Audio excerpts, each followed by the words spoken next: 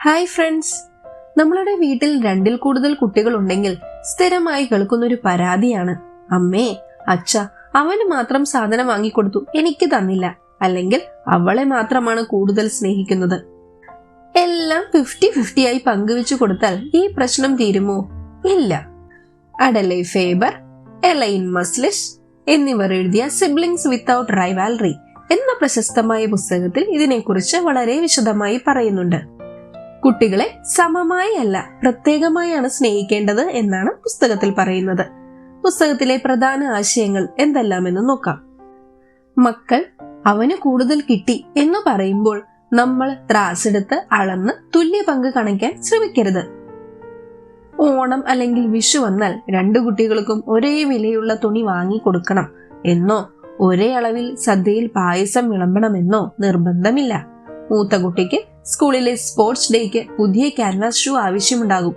പക്ഷേ ഇളയ കുട്ടിക്ക് അത് വേണ്ടിവരില്ല. 2 പേർക്കും ഒരുപോലെ ഒരേ സമയത്ത് ഷൂ വാങ്ങി കൊടുക്കാൻ ശ്രമിച്ചാൽ അത് തുല്യതയാകും. പക്ഷേ ആവശ്യത്തിന്റെ മുൻപിൽ അത് പരാജയമായി മാറും. നാം അവിടെ ചെയ്യേണ്ടത്, ചേട്ടൻ ഇപ്പോൾ ഷൂ ആവശ്യമുള്ളത് കൊണ്ടാണ് വാങ്ങിയത്, നിനക്ക് എപ്പോഴാണോ ആവശ്യം വരുന്നത് അപ്പോൾ നമുക്ക് വാങ്ങാം എന്ന് പറഞ്ഞ് ആവശ്യത്തിന് പ്രാധാന്യം നൽകുക. കുട്ടികൾ നമ്മളോട് ചോദിക്കുന്ന ഒരു ചോദ്യമുണ്ട്, ആരാ അമ്മയ്ക്ക് കൂടുതൽ പ്രിയപ്പെട്ടത്? പല മാതാപിതാക്കളും പറയും, അമ്മയ്ക്ക് 2 കണ്ണുകൾ പോലെയാണ് മക്കളെ നിങ്ങൾ. പക്ഷെ കുട്ടികളുടെ ഉള്ളിൽ അത് വിശ്വാസം തരില്ല. വീട്ടിൽ മൂത്തയാൾ ചിത്രം വരയ്ക്കാൻ മിടുക്കനായിരിക്കും, ഇളയ കുട്ടി നല്ലവണ്ണം പാട്ടുപാടുന്നവളാകും. എന്നാൽ നിങ്ങൾ 2 പേരെയും ഒരേപോലെ സ്നേഹിക്കുന്നു എന്ന് പറയുന്നതിനേക്കാൾ നിന്റെ ഈ വരയുടെയും ചിന്തകളുടെയും പ്രത്യേകത എനിക്ക് വളരെ ഇഷ്ടമാണ്. ചെറിയ മകളോട് മോളുടെ പാട്ടിന്റെ മാധുര്യം എനിക്ക് വളരെ ഇഷ്ടമാണ് എന്നും വേറെ വേറെ എടുത്തു പറയുക. കുട്ടികൾക്ക് വേണ്ടത് ഈക്വൽ ലവ് അല്ല, അവർക്കുള്ള യുണീക്ക് ഐഡന്റിറ്റി ആണ്. പല വീടുകളിലും ഇന്ന് നടക്കുന്ന ഒരു പ്രത്യേക കാര്യമാണ്, ഒരു കുട്ടിയോട് അല്പം കൂടുതൽ സമയം സംസാരിച്ചാൽ അടുത്ത കുട്ടി പരാതി തുടങ്ങും, അമ്മയ്ക്ക് അവനെയാണ് കൂടുതൽ ഇഷ്ടം, എന്നെ അത്ര ഇഷ്ടമല്ല എന്ന്. മൂത്ത കുട്ടിക്ക് 10ാം ക്ലാസ്സിലെ പരീക്ഷാ സമയത്ത് അല്പം കൂടുതൽ ശ്രദ്ധയും സഹായവും ആവശ്യം വരാം. അതുകൊണ്ട് ഇളയ കുട്ടി അവനെ മാത്രമാണല്ലോ ശ്രദ്ധിക്കുന്നത് എന്ന് പറഞ്ഞാൽ സമയം ക്ലോക്ക് വെച്ച് വീതിക്കാൻ നിൽക്കരുത്. പകരം ഇപ്പോൾ അവന് പഠിത്തത്തിൽ ഒരു വലിയ ആവശ്യമുള്ളത് കൊണ്ടാണ് ഞാൻ അവനോടൊപ്പം ഇരിക്കുന്നത്, നിനക്ക് എന്തെങ്കിലും ആവശ്യം വരുമ്പോൾ ഞാൻ ഇതുപോലെ മുഴുവനായും നിനക്കൊപ്പവും ഉണ്ടാകും എന്ന് ഉറപ്പു നൽകുക. ചുരുക്കത്തിൽ സുഹൃത്തുക്കളെ, കുട്ടികളെ തുല്യമായി കാണുന്നതിനേക്കാൾ അവരുടെ ആവശ്യങ്ങൾക്ക് മുൻഗണന നൽകുക. കുട്ടികളുടെ തനത് കഴിവുകളെയും വ്യക്തിത്വത്തെയും വേറിട്ട് അംഗീകരിക്കുക. മറ്റൊരാൾക്ക് സാധനം കിട്ടുമ്പോൾ ഇളയ കുട്ടിക്ക് തോന്നുന്ന വിഷമം സ്വാഭാവികമാണ്. അതിനെ തള്ളിപ്പറയാതെ അവരുടെ സങ്കടം മനസ്സിലാക്കി സംസാരിക്കുക. ഓരോ വീടുകളിലും കാണാം മാതാപിതാക്കൾ മക്കൾക്ക് ചില റോളുകൾ ചാർത്തി കൊടുക്കുന്നത്. ഉദാഹരണത്തിന്, മൂത്ത കുട്ടിയെ ഉത്തരവാദിത്തമുള്ളയാളെന്നും ഇളയ കുട്ടിയെ മടിയൻ അല്ലെങ്കിൽ കുസൃതി കൊടുമുടി എന്നും വിളിക്കും. ഒരാൾ പഠിക്കാൻ മിടുക്കൻ, മറ്റേയാൾ കലയിൽ മാത്രം ശ്രദ്ധയുള്ളവൻ. ഇങ്ങനെ ബോധപൂർവമോ അല്ലാതെയോ നമ്മൾ കുഞ്ഞുങ്ങളെ ഒരു ചട്ടക്കൂടിലാക്കുമ്പോൾ അവർ ആ റോളിൽ മാത്രം ഒതുങ്ങിപ്പോകുന്നു. മൂത്ത കുട്ടി ഇളയ കുട്ടിയെ തല്ലിയാൽ നമ്മൾ പറയും, നീ ചേട്ടനല്ലേ, നിനക്ക് കുറച്ച് ഉത്തരവാദിത്തമായി കൂടെ. ഇവിടെ എന്താണ് സംഭവിക്കുന്നത്? മൂത്ത കുട്ടിയിൽ നമ്മൾ മുതിർന്ന ആൾ എന്ന അനാവശ്യ ഭാരം എടുത്തു വയ്ക്കുന്നു. ഇളയ കുട്ടി എപ്പോഴും ഇര എന്ന റോൾ ഏറ്റെടുക്കുകയും സ്വയം രക്ഷപ്പെടാൻ എപ്പോഴും കരച്ചിൽ ഒരു ആയുധമാക്കുകയും ചെയ്യുന്നു. ഇനി 2 പെൺമക്കളുള്ള ഒരു വീട് സങ്കല്പിക്കുക. മൂത്തവൾ 10ാം ക്ലാസ്സിലും +2-ലും ഫുൾ A+ വാങ്ങി പഠിക്കാൻ മിടുക്കിയാണ്. ഇളയവൾ പഠനത്തിൽ ശരാശരിയാണെങ്കിലും നല്ലപോലെ പായസമോ കേക്കോ ഒക്കെ ഉണ്ടാക്കാൻ അറിയാം. നാട്ടുകാരുടെയും ബന്ധുക്കളുടെയും മുന്നിൽ മാതാപിതാക്കൾ പറയും, മൂത്തവൾ ഡോക്ടറാകും, ഇളയവൾക്ക് പഠിത്തത്തിൽ ശ്രദ്ധയില്ല, അവൾ പാചകത്തിലും വീട്ടുജോലിയിലുമാണ് മിടുക്കി. ഇത് കേൾക്കുമ്പോൾ ഇളയ കുട്ടി എനിക്ക് പഠിക്കാൻ കഴിവില്ല എന്ന് സ്വയം വിശ്വസിച്ചു തുടങ്ങുന്നു. മൂത്ത കുട്ടിക്ക് എപ്പോഴും തോൽക്കാൻ പാടില്ല എന്ന കടുത്ത മാനസിക സമ്മർദ്ദവും ഉണ്ടാകുന്നു. പുസ്തകത്തിന്റെ രചയിതാക്കൾ പറയുന്നത് ഇത്തരം റോളുകൾ 2 തരത്തിൽ അപകടകരമാണെന്നാണ്. ഒന്നാമത്തേത് കുട്ടിയുടെ വളർച്ചയെ പരിമിതപ്പെടുത്തുന്നു. ഒരു കുട്ടിക്ക് ഒരു റോൾ കൊടുക്കുമ്പോൾ മറ്റുള്ള കഴിവുകൾ വികസിപ്പിക്കാൻ അവൻ മടിക്കുന്നു. രണ്ടാമത്തേത് വൈര്യം വളർത്തുന്നു. ഇവൻ മിടുക്കൻ, അവൻ മടിയൻ എന്ന് പറയുമ്പോൾ സഹോദരങ്ങൾക്കിടയിൽ സ്വാഭാവികമായി മത്സരബുദ്ധിയും ദേഷ്യവും ഉണ്ടാകുന്നു. ഇതിന് പരിഹാരമായി മാതാപിതാക്കൾക്ക് എന്ത് ചെയ്യാം എന്ന് നോക്കാം. ഒന്നാമത്, ലേബിൾസ് മാറ്റുക. നീ എപ്പോഴും വഴക്കുണ്ടാക്കുന്നവനാണ് എന്ന് പറയുന്നതിന് പകരം ഇപ്പോൾ നിങ്ങൾക്ക് 2 പേർക്കും ദേഷ്യം വന്നിട്ടുണ്ട്, ഇത് സംഭാഷണത്തിലൂടെ പരിഹരിക്കാം എന്ന് പറയുക. രണ്ടാമത്, തെറ്റുകൾ തിരുത്താൻ അവസരം നൽകുക. മൂത്ത കുട്ടി ഇളയ കുട്ടിയോട് ദേഷ്യപ്പെട്ടാൽ നീ വില്ലനാണ് എന്നാക്കരുത്, പകരം അനിയനോട് അനുഭാവം കാണിക്കാൻ അവനെ പ്രോത്സാഹിപ്പിക്കുക. മൂന്നാമത്, എല്ലാവർക്കും എല്ലാത്തിലും അവസരം നൽകുക. വീട്ടുജോലി ആയാലും പഠനമായാലും കളിയായാലും ഇത് നിന്റെ റോൾ മാത്രം എന്ന് മാറ്റിവെക്കാതെ 2 പേരെയും മാറി മാറി ഏൽപ്പിക്കുക. ഓർക്കുക, നമ്മുടെ ഓരോ കുഞ്ഞും വ്യത്യസ്തരാണ്. അവരെ ഏതെങ്കിലും ഒരു പെട്ടിയിലാക്കി അടയ്ക്കരുത്. അവരെ സ്വതന്ത്രമായി വളരാൻ അനുവദിക്കുക.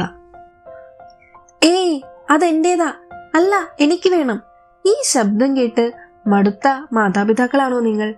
വൈകുന്നേരം ജോലി കഴിഞ്ഞ് വരുമ്പോൾ വീട്ടിൽ ഇന്ത്യ പാകിസ്ഥാൻ യുദ്ധം നടക്കുകയാണെന്ന് തോന്നിയിട്ടുണ്ടോ?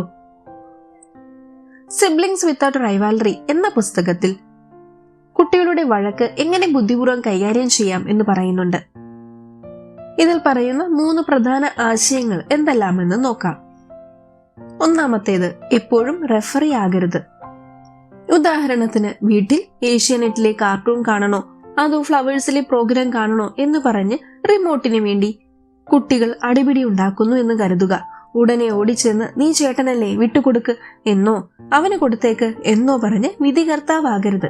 ചെറിയ വഴക്കുകളിൽ നമ്മൾ ഇടപെടാതിരുന്നാൽ കാര്യങ്ങൾ സ്വയം സംസാരിച്ചു തീർക്കാൻ അവർ പഠിക്കും. രണ്ടാമത്തേത്, കേൾവിക്കാരനാകുക.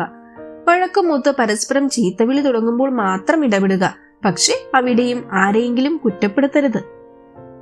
ഓണം ട്രിപ്പിന് പോകുമ്പോൾ കാറിന്റെ ജനലിനടുത്തുള്ള സീറ്റിനായി വഴക്കിടുന്ന 2 കുട്ടികളോട് ആർക്കാണ് കുറ്റം എന്ന് ചോദിക്കുന്നതിന് പകരം 2 പേർക്കും കാറ്റിന്റെ സുഖം ആസ്വദിച്ച് കാറ്റാടി യന്ത്രങ്ങൾ കണ്ട് യാത്ര ചെയ്യാനാണ് ആഗ്രഹമല്ലേ, അമ്മയ്ക്ക് മനസ്സിലാകുന്നുണ്ട് എന്ന് പറയുക. അവരെ ശാന്തരാക്കി ഇനി നിങ്ങൾ തന്നെ പറയൂ, 2 പേർക്കും എങ്ങനെ ഈ സീറ്റ് മാറി മാറി ഉപയോഗിക്കാം എന്ന് ചോദിച്ച് തീരുമാനം അവർക്ക് വിട്ടുകൊടുക്കുക. മൂന്നാമത്തേത്, കയ്യാങ്കളിയായ വേർപെടുത്തുക. പഞ്ചഗുസ്തിയും തല്ലുമായി കാര്യങ്ങൾ കൈവിട്ടു പോയാൽ ഒട്ടും വൈകരുത്. നമ്മുടെ വീട്ടിൽ പരസ്പരം ഉപദ്രവിക്കാൻ പാടില്ല എന്ന് ഉറക്കെ കർശനമായി പറയുക. 2 പേരെയും 2 മുറിയിലേക്ക് മാറ്റിയിരുത്തുക. ദേഷ്യമൊക്കെ തണുത്ത ശേഷം മാത്രം അവരെ ഒന്നിച്ചിരുത്തി സംസാരിക്കുക. കുട്ടികൾ വഴക്കിടുന്നത് അവർ തമ്മിലുള്ള സ്നേഹം കുറഞ്ഞതുകൊണ്ടല്ല, മറിച്ച് വികാരങ്ങൾ നിയന്ത്രിക്കാൻ പഠിക്കാത്തതുകൊണ്ടാണ്. ചെറുപ്പത്തിൽ ഏട്ടന് കൊടുത്ത അത്ര പ്രാധാന്യം എനിക്ക് കിട്ടിയില്ല, അനിയത്തിയായതുകൊണ്ട് അവൾക്ക് എപ്പോഴും ഇളവ് കിട്ടി. നമ്മളിൽ പലരും മുതിർന്നു കഴിഞ്ഞാലും ഉള്ളിൽ കൊണ്ടു നടക്കുന്ന ചില പരാതികളാണിത്. കുട്ടിക്കാലത്ത് സഹോദരങ്ങൾ തമ്മിൽ ഉണ്ടായിരുന്ന മത്സരങ്ങളും താരതമ്യങ്ങളും നമ്മൾ വലുതായാലും മാനസികമായി വേട്ടയാടാറുണ്ട്. സിബ്ലിങ്സ് വിത്തൗട്ട് റൈവാൽറി എന്ന പുസ്തകത്തിന്റെ ഈ ഭാഗത്തിൽ കുട്ടിക്കാലത്തെ പഴയ മുറിവുകൾ മാറ്റി സഹോദരങ്ങളുമായി എങ്ങനെ നല്ലൊരു ബന്ധം സ്ഥാപിക്കാമെന്ന് വിശദമായി പറയുന്നുണ്ട്. നമ്മുടെ വീടുകളിൽ സാധാരണ കേൾക്കുന്ന ചില കാര്യങ്ങളുണ്ട്. മൂത്തയാൾ പഠിച്ച് എഞ്ചിനീയറായി, ഇളയാൾക്ക് പഠനത്തിൽ ശ്രദ്ധയില്ല, അല്ലെങ്കിൽ അവൾ വീട്ടുജോലിയൊക്കെ സമർത്ഥമായി ചെയ്യും, ഇവൾക്ക് ഒന്നും അറിയില്ല. കുട്ടിക്കാലത്ത് മാതാപിതാക്കളോ മുതിർന്നവരോ നമ്മളിൽ ചാർത്തി തരുന്ന ഈ ലേബലുകൾ വലുതാകുമ്പോഴും നമ്മൾ തലച്ചുമടായി കൊണ്ടു നടക്കാറുണ്ട്. ഒരു സഹോദരൻ ബുദ്ധിമാനായി മുദ്രകുത്തപ്പെടുമ്പോൾ മറ്റേയാൾ സ്വയം പരാജയം എന്ന് കരുതി തുടങ്ങുന്നു. ഈ ചിന്ത മുതിരുമ്പോഴും അവർ തമ്മിലുള്ള അകൽച്ചയ്ക്ക് കാരണമാകുന്നു. ഇത് പരിഹരിക്കാനായി ഈ അധ്യായത്തിൽ ഗ്രന്ഥകർത്താക്കൾ നിർദ്ദേശിക്കുന്ന 3 മാറ്റങ്ങളുണ്ട്. ഒന്നാമത്തേത്, പഴയ ലേബലുകളിൽ നിന്ന് പുറത്തു കടക്കുക. കുട്ടിക്കാലത്ത് നിങ്ങൾ അമർഷക്കാരൻ എന്നോ മിണ്ടാപൂച്ച എന്നോ വിളിക്കപ്പെട്ടിട്ടുണ്ടാകാം. എന്നാൽ ഇന്ന് നിങ്ങൾ മുതിർന്ന ഒരു വ്യക്തിയാണ്. ആ പഴയ നിർവചനങ്ങളിൽ തളച്ചിടപ്പെടാൻ സമ്മതിക്കരുത്. രണ്ടാമത്, സഹോദരങ്ങളെ പുതിയ കണ്ണുകളോടെ കാണുക. അവൻ പണ്ടേ അഹങ്കാരിയാണ് എന്ന ചിന്ത മാറ്റിവെക്കുക. കുട്ടിക്കാലത്തെ അതേ സ്വഭാവമായിരിക്കില്ല ഒരാൾക്ക് മുതിരുമ്പോൾ. അവരെ പുതിയൊരു വ്യക്തിയായി മനസ്സിലാക്കാൻ ശ്രമിക്കുക. 3, ഓർമ്മകളിലെ വ്യത്യാസം അംഗീകരിക്കുക. ഒരു പക്ഷേ ഒരു പെരുന്നാളിനോ ഓണത്തിനോ ഉണ്ടായ വിഷയം നിങ്ങൾക്ക് വലിയ വിഷമമുണ്ടാക്കിയ ഒന്നാകാം. എന്നാൽ നിങ്ങളുടെ സഹോദരന് അത് വെറും ഒരു തമാശയായിരിക്കാം. രണ്ടുപേരുടെയും അനുഭവങ്ങൾ വ്യത്യസ്തമായിരിക്കാം എന്ന് അംഗീകരിക്കുക. ഒരു ഉദാഹരണം പറയാം.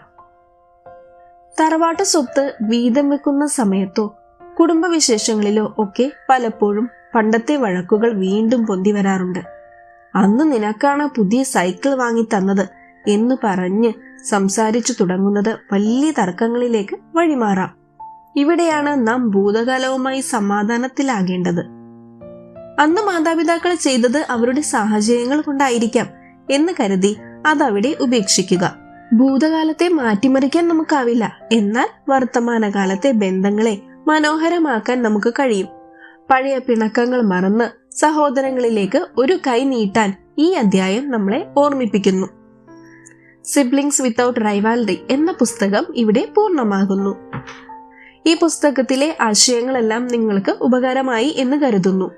മറ്റൊരു നല്ല പുസ്തകവുമായി കാണും വരേക്കും എല്ലാവർക്കും ബൈ ബൈ.